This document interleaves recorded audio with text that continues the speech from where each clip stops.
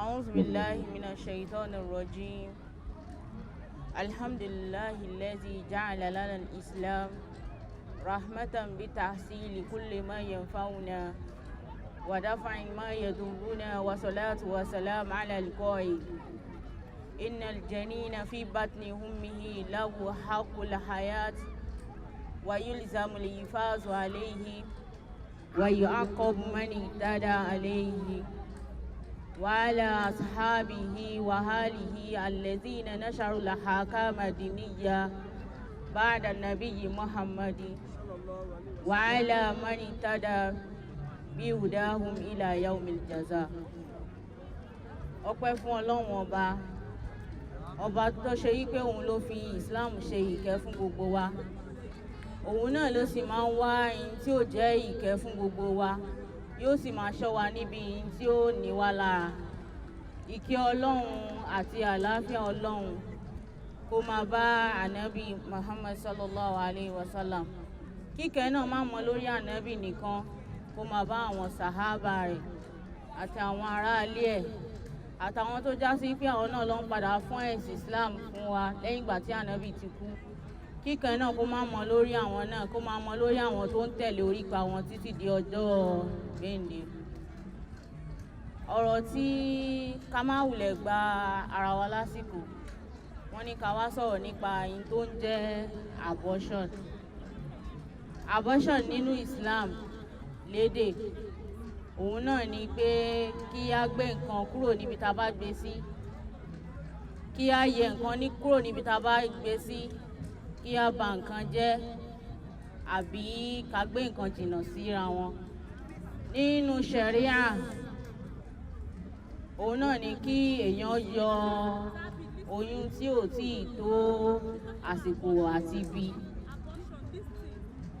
Òun náà ni ó máa wá tì wá lọ sọ inú àwọn ọ̀dọ̀ àwọn àfáà oní usulul fiqh. Wọ́n ní nǹkan méjì ni wọ́n máa ń wò tó bá fẹ́ dájọ́ nínú Islam. Wọ́n ní wọ́n á wo jalibul manfa'a àti dafa'il madarra. Kí ni àǹfààní tí kinní yẹn ó ṣe fún wa? Kí ni ìnira tí ó jẹ́ fún wa? Wọ́n ní tó bá jẹ́ wípé àǹfààní yẹn bá pọ̀ ju ìnira lọ, wọ́n ní á máa ṣàǹfààní yẹn.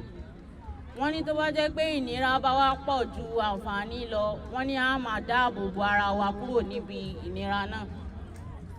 Òun náà ló wá mú wa lọ síbi àwọn stages tí oyún máa ń wà nínú Islam. Marahilul janin salasun nutfatun alaqatun mudgatun. Òun náà ni kí first stage oyún náà ni pé kó wà ní sperm. Ìkejì náà ni pé kó di ẹ̀jẹ̀ kíkí. The third stage náà ni pé kó di bá sí ẹran. Ìgbà náà ti ń yọ apá, yọ ẹsẹ̀, yọ gbogbo ẹ̀. Gbogbo period yìí náà yóò máa lò pẹ̀lú 40 days ni. Àwọn àfáà oní fíkìú wọ́n wá jẹ́ kó yé wa pé hukmu méjì náà ló wà fún pé kéèyàn ṣẹ́yún. Al-hukmu qabla nafki ruhu.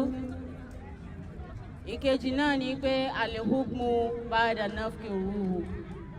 Kí ni ìdájọ́ kí wọ́n tó fẹ́ ẹ̀mí sí lára?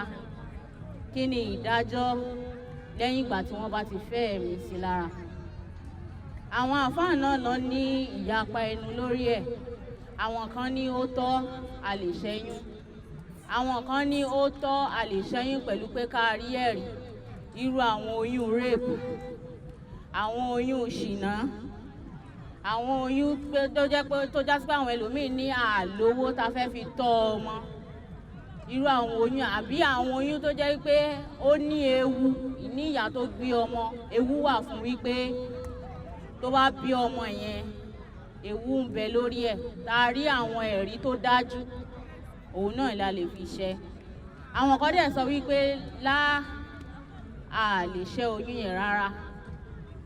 Òun náà ló wá mú wa lọ sí ọ̀rọ̀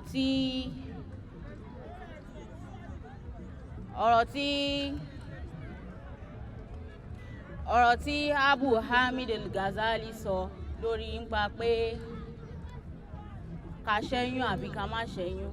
Gbogbo àwọn tó sì sọ wípé a lè tọ́ sọ pé a lè ṣẹ́yún yìí ó ní àwọn ẹ̀rí tó gbára lé nínú alukuran. Tá bá wo inú Suratu Baqara nsìn a rí ẹ̀rí ń bẹ. Tá bá wo Suratu An'am a rí ẹ̀rí ń bẹ.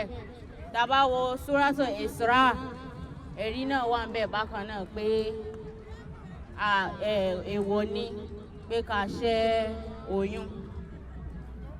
Ọ̀rọ̀ tí Abu Hamid al-Ghazali náà sọ ó ní faqad qarrara zalika Abu Hamid al-Ghazali haythu qala awwal maratib wujudi an taqa nutfatu fi rahimi wa taktalifu bimahi al-mar'ati wa tasta'idu al-qabul al-hayat wa ifsadu zalika jinayati fa in awat mudgata alaqatun كانت الجناية أفحش وإن نفخ فيه الروح واستوت الخلق ازدادت الجناية تفحشا ومنتهى تفحش في الجناية بعد انفصال حيا. Òun náà ni wípé ọmọ tó ti lérò pé òun bọ̀ wá sílé ayé láti wá jayé tí àwa wá mú táwa wò pé ìtókàn náà ni pé ká gé lẹ́mìí kúrú. Òun náà ni ó tún wá lọ sínú nígbà ayé àwọn ànábì. A rí hadith tó sọ pé àwọn ará ìdílé Uzair àwọn obìnrin méjì kan wọ́n kẹ́jọ́ lọ sọ́dọ̀ ànábì. Wọ́n ní àwọn méjèèjì níjà, ìkan lóyún ìkejì sọ òkò fún ẹni tó lóyún, ọmọ náà kú. Àwọn agbẹ́jọ́ lọ sọ́dọ̀ ànábì, wọ́n ní kí ni ìdájọ́. Ànábì ní àyàfi kí obìnrin náà kó lọ bọ́ okùn ẹrú ọmọ obìnrin. Òun náà ni pé kó sàn tanràn pé ó pa ọmọ. Gbogbo ohun tí a wá sọ náà, gbogbo àpapọ̀ ọ̀rọ̀ yìí náà ni wípé tá bá jẹ́ ọmọ obìnrin nínú Islam tó bá ti tó àsìkò tó oníkálukú wò pé ó dá ọmọ ti ṣetán láti gbé oyún, dákun torí Ọlọ́run kò sí nínú Islam wípé bóyá ìṣẹ́ ń bá mi jà ni mo ṣe fẹ́ ṣe oyún. That's not the point. Kò sí nínú Islam wípé ọmọ yẹn tó bá wá ìyà ló fẹ́ fi wá jẹ mí. That's not the point. Nínú Islam tá bá wá rí bóyá the only thing tó lè jẹ́ kí èèyàn ṣẹ́ oyún yẹn náà ni pé tá bá rí pé ó dangerous sí life ìyá yẹn. Tá dẹ̀ confirm ẹ̀ lẹ́nu doctor tí ò ń ṣe àwọn quack doctors tó fún wa ní ẹ̀rí pé a lè ṣẹ́ oyún yẹn, òun náà ló tọ́ pé ká ṣẹ́ oyún yẹn. In the aspect of rape, àwa obìnrin náà máa ń fà á. Our mode of dressing speaks a lot. Ká mọ bá ṣe máa múra tá à ní fi pàdé irú nǹkan báyẹn. Kọ́lọ́hun kó ṣàánú gbogbo wa. Kọ́lọ́hun kó dẹ̀ ṣe Islam nírọ̀rùn fún gbogbo wa. Assalamu alaikum wa rahmatullahi wa barakatuh.